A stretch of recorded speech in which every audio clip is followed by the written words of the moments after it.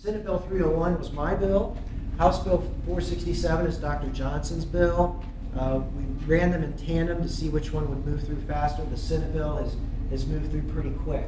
A cleanup bill, not as dynamic as the name probably leads you to believe, but there were a couple things that we did in this bill that added to House Bill 93. One of the major pieces in my mind is the dental board and dentists did not have summary suspension powers.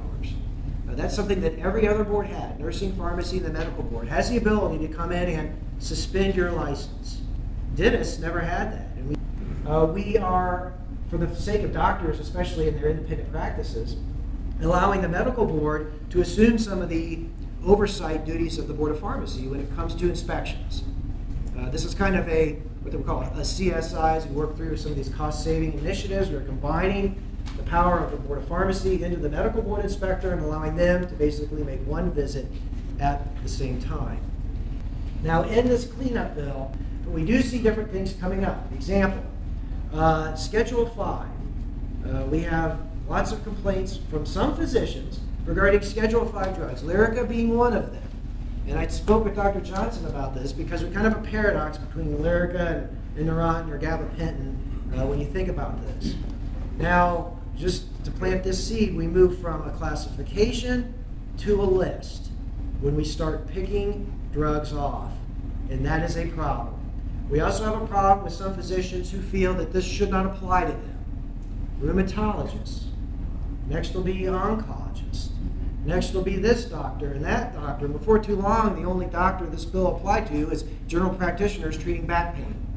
We need to keep in mind what happens when we go from a class to a list.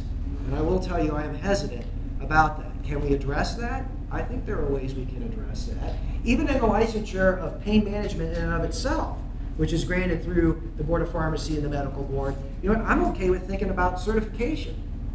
There are organizations out there with extremely high standards that can certify people. And maybe we start to blend licensure and certification. For those of you familiar with CARF, I think these are good discussions to talk about. That's okay.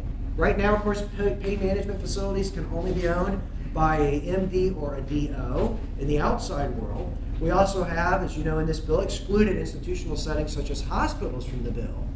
But are we creating a paradox now where we need to guarantee to the patient that the level of care granted in the outside setting is the same as that in the institutional setting? And certainly hospitals undergo a lot more rigorous inspections than individual settings, but should we talk about continuing education? Should we talk about some kind of continuity so that the cardiologist that you see in the hospital is the same as the cardiologist you see in the outside world? Can we say that about pain management today?